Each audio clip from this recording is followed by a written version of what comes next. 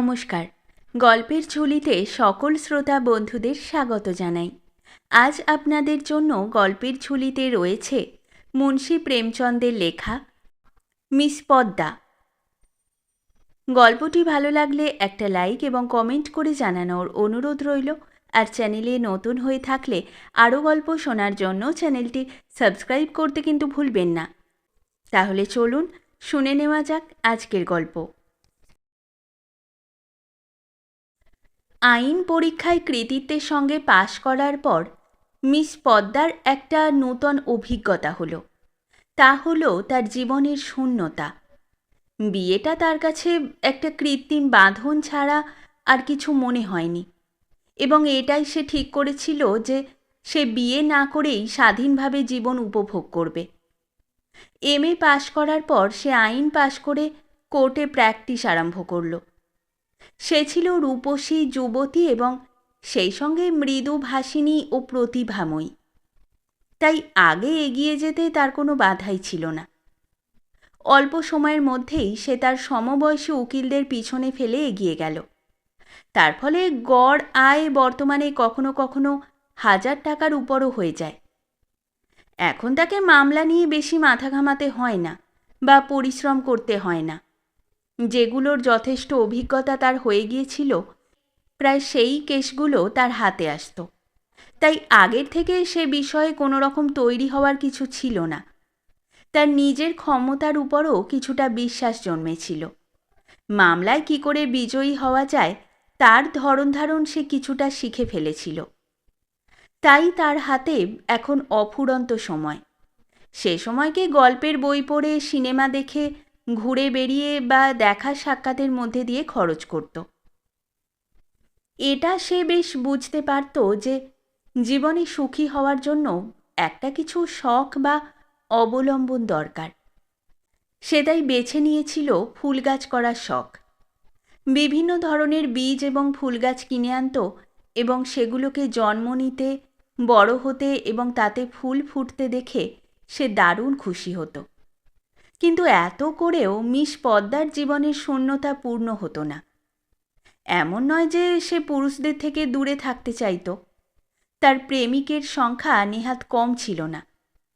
যদি শুধু তার রূপ ও যৌবন থাকত তাহলেও তার উপাসকের অভাব হতো না। কিন্তু এখানে তো রূপ, যৌবন এবং সেই সঙ্গে বিত্তও ছিল তার। রসাকাঙ্ক্ষীরা তাকে ঘিরে থাকবে না কেন? পদ্মার বিলাসিতাকে ঘৃণা ছিল না, ঘৃণা ছিল পরাধীনতার প্রতি, বিবাহটাকে জীবনের ব্যবসায় করে তোলার প্রতি।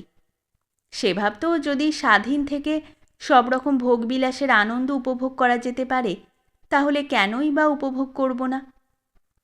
ভোগ সম্বন্ধে তার মধ্যে কোনো নৈতিক বাধাই ছিল না, বরং এটাকে সে এক ধরনের দৈহিক ক্ষুধা বলেই মনে করত। এই যে ক্ষুধা বা চাহিদা, সেটা তো একটা পরিষ্কার পরিচ্ছন্ন দোকান থেকেই মেটানো যেতে পারে। মিস পদ্মাও সবসময় ওই রকম একটা দোকানের খোঁজে থাকত। খদ্দের দোকান থেকে নিজের যা পছন্দ সেই জিনিসই কিনে নেয়। মিস পদ্মাও তাই চাইত। তার ডজন ডজন প্রেমিক ছিল, কিছু উকিল, কিছু ডাক্তার, কিছু প্রফেসর, আবার বেশ রইস আদমিকেও। কিন্তু এরা সবাই সুখের পায়রা, ভোমরার মতো ফুলের রস পান করে উড়ে যাওয়া গোছের লোক। বিশ্বাস করা চলে এমন একজনকেও পদ্মা পায়নি। পদ্মার তখন মনে হলো তার মন শুধু ভোগবিলাস চায় না, আরও কিছু চায়। কিন্তু সেটা কি? তা হলো পূর্ণ আত্মসমর্পণ। তা সে এদের কাছে কখনোই পেত না। পদ্মার প্রেমিকদের মধ্যে একজন ছিলেন মিস্টার প্রসাদ। যেমন রূপবান তেমনই প্রচণ্ড বিদ্বান। তিনি একটি কলেজের প্রফেসর। তিনি বন্ধনহীন ভোগের আদর্শের পূজারী। পদ্মা তার প্রতি বেশি আকৃষ্ট ছিল। সেই মিস্টার প্রসাদকে বাঁধন দিয়ে সম্পূর্ণভাবে নিজের করে নিতে চাইত। কিন্তু মিস্টার প্রসাদ ফাঁদে পা দিতে চাইছিলেন না। সন্ধে হয়ে গেছে। পদ্মা বেড়াতে যাওয়ার জন্য তৈরি হচ্ছিল, এমন সময় প্রসাদ এসে হাজির। বেড়ানোর সেইখানেই ইতি। বেড়ানোর চাইতে আনন্দ প্রসাদের সঙ্গে কথা বলায়। পদ্মা মনে মনে ঠিক করেই রেখেছিল প্রসাদকে তার মনের কথা বলবে। অনেক দিন চিন্তা করার পর ইচ্ছেটা ব্যক্ত করাই ঠিক করল। সে প্রসাদের মোহভরা চোখে চোখ রেখে বলল, তুমি আমার বাংলো বাড়িতে এসে থাকো না কেন? প্রসাদ কুটিল পরিহাসের সঙ্গে বলে উঠল, তার মানে 2-4 মাসের মধ্যেই এই দেখা সাক্ষাৎ বন্ধ হয়ে যাবে? তোমার কথার অর্থ ঠিক বুঝলাম না তো। আমি যা বললাম তার অর্থ তাই দাঁড়ায়। কিন্তু কেন? আমি চাইব না আমার স্বাধীনতা হারাতে, তুমিও চাইবে না নিজের স্বাধীনতা খোয়াতে। তোমার কাছে তোমার প্রেমাকাঙ্ক্ষীরা আসবে, আমার রাগ হবে। আমার কাছে আমার প্রেমিকারা এলে তোমার খারাপ লাগবে। এই নিয়ে খটাখটি লাগবে, তারপর আবার বিরূপ হবে, আর তুমি আমাকে ঘর থেকে তাড়িয়ে দেবে। তোমারই তো ঘর বাড়ি, আমাকে তো খারাপ লাগবেই। তাহলে বন্ধুত্ব টিকবে কি করে? দুজনেই কিছুক্ষণ চুপ করে গেল। প্রসাদ এমন স্পষ্ট, সোজাসুজি এবং ঠোঁট কাটার মতো পরিস্থিতির ব্যাখ্যা করেছে যে কোনো কিছু বলার সুযোগও নেই। শেষ পর্যন্ত প্রসাদই একটা উপায় দর্শালো। যতক্ষণ না আমরা এই প্রতিজ্ঞা করছি যে আজ থেকে তুমি আমার এবং আমি তোমার, ততক্ষণ একসঙ্গে বাস করা সম্ভব নয়। তুমি এই প্রতিজ্ঞা করবে? প্রথমে তুমি বলো। আমি করব। তাহলে আমিও করব। কিন্তু শুধুমাত্র এই কথা ছাড়া আর সব ক্ষেত্রেই আমার স্বাধীনতা বজায় থাকবে তো? হ্যাঁ, আর আমিও এই কথা ছাড়া আর সব ক্ষেত্রেই স্বাধীন থাকব। রাজি তো? রাজি। কবে থেকে? তুমি যবে থেকে বলবে। আমি বলছি আগামীকাল থেকেই। তাই হবে, কিন্তু তুমি যদি প্রতিজ্ঞার অন্যথা করো? আর তুমি যদি করো? তুমি আমায় বাড়ি থেকে বার করে দেবে, কিন্তু আমি তোমায় কি শাস্তি দেব? তুমি আমায় ত্যাগ করবে, আর কি করবে? না, এইটুকুতে আমার মন শান্তি পাবে না। আমি চাইব তোমায় অপমান করতে, এমনকি তোমায় হত্যা করতে। তুমি বড় নিষ্ঠুর প্রসাদ। যতক্ষণ আমরা স্বাধীন, আমাদের কাউকে কিছু বলার অধিকার নেই, কিন্তু একবার প্রতিজ্ঞায় আবদ্ধ হলে তার অবহেলা আমিও সহ্য করব না, তুমিও পারবে না। তোমার কাছে শাস্তি দেওয়ার উপায় আছে, কিন্তু এমন কোনো অধিকার আইনে আমাকে দেবে না। আমি শুধু জান্তব শক্তি দিয়ে তোমায় প্রতিজ্ঞা রক্ষা করতে বাধ্য করব। কিন্তু আমি একা তোমার এত চাকর বাকরের সামনে কি করতে পারবো? তুমি শুধু ছবির অন্ধকার দিকটা দেখছো। যখন আমি তোমার হয়ে যাচ্ছি, তখন বাড়ি ঘর, চাকর বাকর, ধন সম্পত্তি সবই তোমার হবে। আমরা দুজনেই জানি ঈর্ষার চাইতে ঘৃণিত আর কোনো সামাজিক পাপ নেই। আমি তোমায় ভালোবাসি কি না তা ঠিক বলতে পারবো না, কিন্তু তোমার জন্য সব কিছু সহ্য করতে পারবো। যা বলবে তাই করব। অন্তর থেকে বলছো পদ্মা? এই আমার মনের কথা। কিন্তু কেন জানি না তোমার উপর বিশ্বাস আসছে না। আমি তোমায় বিশ্বাস করছি। তুমি এটা বুঝে নাও, তোমার বাড়ি আমি অতিথি হয়ে থাকবো না, স্বামীর মতো থাকবো। তুমি শুধু বাড়ির নয়, আমার স্বামী হয়ে থাকবে। আমি তোমার স্বামিনী হয়ে থাকব। প্রফেসর প্রসাদ এবং মিস পদ্মা বেশ আনন্দিতভাবেই একসঙ্গে থাকে। দুজনেই দুজনের মতে থাকে। যে আদর্শ তারা মনে মনে স্থির করেছিল তাই সত্য হলো। প্রসাদ মাত্র 200 টাকা বেতন পেত, কিন্তু তার থেকে যদি আয়ের দুনো খরচ করে ফেলে তাহলেও চিন্তার কিছু নেই। আগে মাঝে মধ্যে খেত, এখন প্রায় সব সময় মদ খায়। এখন তার নিজস্ব ব্যবহারের জন্য গাড়ি, চাকর বাকর, দামি দামি আসবাবপত্র কেনে। আর পদ্মা বেশ খুশি মনেই তার এই পয়সার অপচয় মেনে নেয়। মেনে না নেওয়ার কোনো প্রশ্নই নেই। পদ্মা নিজে তার জন্য দামি পোশাক পরিচ্ছদ তৈরি করিয়ে দেয় এবং সবসময় এই চেষ্টা করে যে প্রসাদকে যেন আরও আরামে রাখা যায়। এমন মূল্যবান একটি ঘড়ি ব্যবহার করে প্রসাদ, যে ঘড়ি শহরের বড় বড় ধনী ব্যক্তিদের হাতেও নেই। পদ্মা যতই নিচু হয়ে থাকে, প্রসাদ তাকে তত বেশি চাপ দেয়। কোনো সময় পদ্মার বেশ খারাপ লাগে, কিন্তু কোনো এক অজ্ঞাত কারণে নিজেকে প্রসাদের অধীন মনে হয়। প্রসাদকে একটু চুপচাপ বা চিন্তিত দেখলেই ব্যস্ত হয়ে উঠত। পদ্মার পুরনো প্রেমিকরা ও স্তাবকরা তাকে ব্যঙ্গ বিদ্রূপ করত, খোঁচা দিত, কিন্তু প্রসাদের কাছে এলেই পদ্মা সব ভুলে যেত। মিস্টার প্রসাদ যে পদ্মাকে বেশ ভালোভাবে হাত করে ফেলেছে সে বিষয়ে তার জ্ঞান ছিল টনটনে। পদ্মাকে সে খোলা বইয়ের মতো পড়ে ফেলেছে। প্রেম ও রাজনীতিতে অমন ক্ষমতা বা অধিকারের অপব্যবহার আটকানো যায় না, এবং অপেক্ষাকৃত দুর্বল ব্যক্তিকেই তার মূল্য দিতে হয়। পদ্মার ক্ষেত্রেও অনেকটা তাই হলো। আত্মাভিমানী পদ্মা যখন প্রসাদের রক্ষিতা হয়ে দাঁড়িয়েছে, তখন মিস্টার প্রসাদ নিজের ইচ্ছামতো তার দুর্বলতার সুযোগ তো নেবেই। একবার পেরেক যখন আটকেছে, তখন খুব নিপুণতার সঙ্গে ঠুকে ঠুকে তাকে সম্পূর্ণ বসিয়ে দিচ্ছে সে। অনেক রাতে সে বাড়ি ফেরে। পদ্মাকে সঙ্গে নিয়ে কোথাও যেতে চায় না। সঙ্গে যেতে চাইলে বলে বড্ড মাথা ধরেছে। পদ্মা যখন নিজে বেরিয়ে যায়, তখন সেও গাড়ি নিয়ে উধাও হয়ে যায়। 2 বছর কেটে গেছে। পদ্মা তখন মা হতে চলেছে। মোটাও হয়ে গেছে সে। তার চেহারায় আগেকার সেই সজীবতা ও মাদকতা আর নেই। সে এখন ঘরের পোষা মুরগি। তার আর কি মূল্য। একদিন এই রকম সন্ধেবেলা বাড়ি ফিরেছে পদ্মা। ফিরে দেখে প্রসাদ বাড়ি নেই। বেশ বিরক্ত হলো সে। ইদানিং প্রসাদের পরিবর্তন সে লক্ষ্য করছিল। আজ সাহস করে সে খোলাখুলি কথা বলবে। 10টা বাজল, 11টা বাজল। পদ্মা বসেই আছে। খাবার ঠান্ডা হয়ে গেল।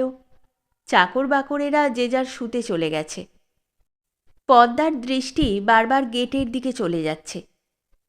প্রায় যখন 1টা বাজে প্রসাদ বাড়ি ফিরলেন।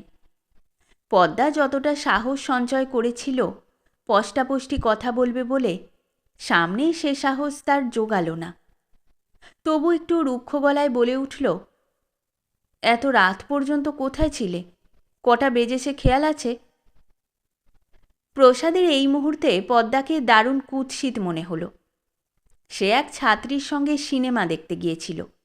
বলে উঠল, তোমার তো এখন নিশ্চিন্তে শুয়ে থাকার কথা। তোমার যা অবস্থা তাতে তো যতটা পারা যায় আরামে থাকা উচিত।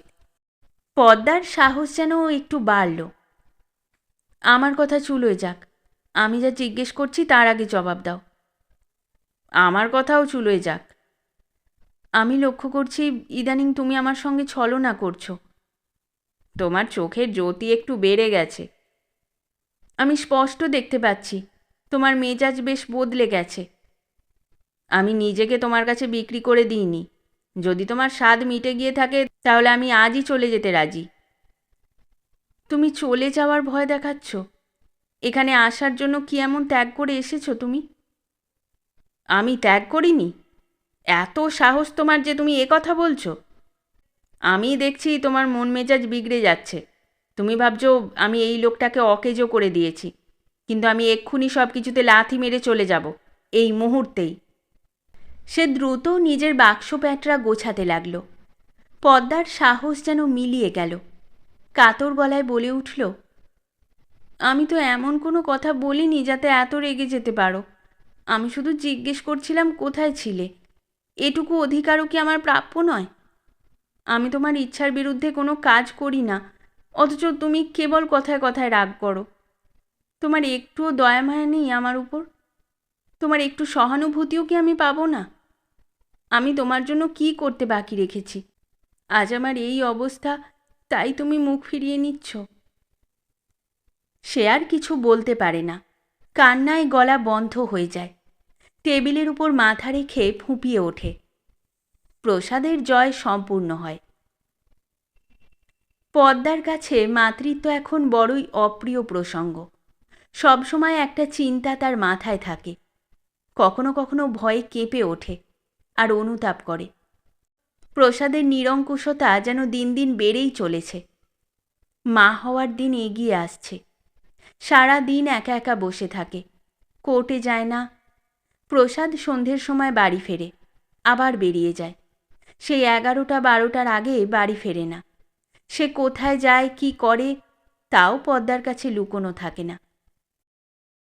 এখন পদ্মার মুখ দেখতেও যেন প্রসাদের ঘৃণা। পূর্ণ গর্ভবতী, ফ্যাকাশে, উদ্বিগ্ন, ভীত, উদাস মুখ। তবু প্রসাধনার অলঙ্কারে সেজে পদ্মা প্রসাদকে আকর্ষণ করার চেষ্টায় খান্তি দিত না।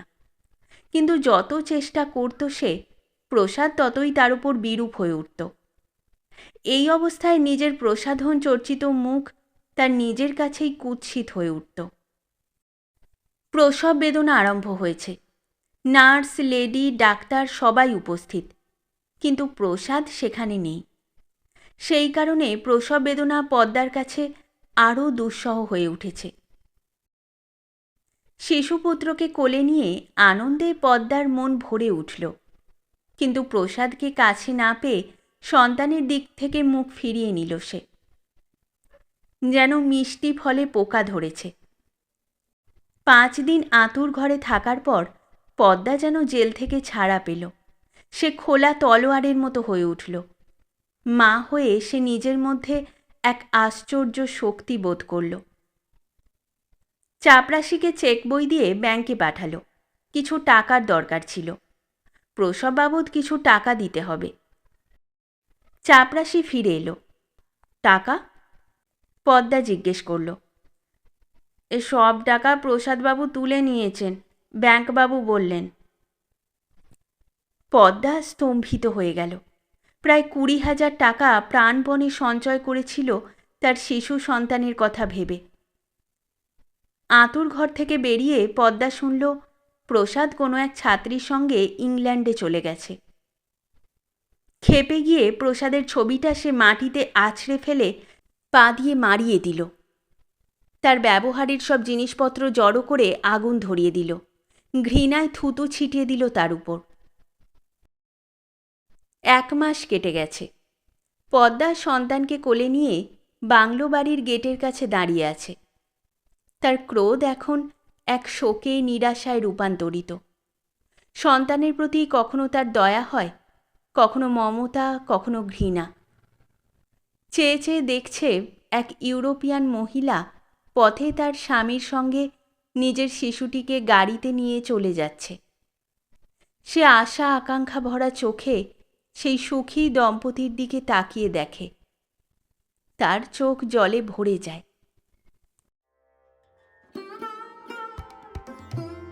শেষ হলো আমাদের আজকের গল্প। গল্প পাঠে এবং বিভিন্ন চরিত্রে আমি তৃষিতা। গল্পটি ভালো লাগলে লাইক এবং শেয়ার করে দেবেন। আর চ্যানেলে নতুন হয়ে থাকলে আরও গল্প শোনার জন্য চ্যানেলটি সাবস্ক্রাইব করতে কিন্তু ভুলবেন না। খুব তাড়াতাড়ি নতুন একটি গল্প নিয়ে ফিরে আসব। সকলে ভালো থাকুন, শুনতে থাকুন গল্পের ঝুলি।